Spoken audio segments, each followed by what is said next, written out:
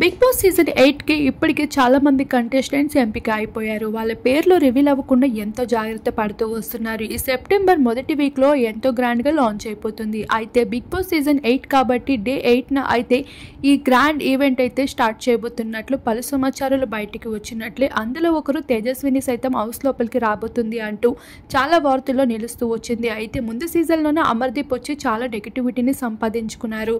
అయితే ఈసారి తేజస్విని వస్తుందా రాదా అంటూ సందేహంలో ఉన్న వారందరికీ తేజస్విని అయితే తన మౌనంతో అందరికీ సమాధానం ఇస్తూ వచ్చింది.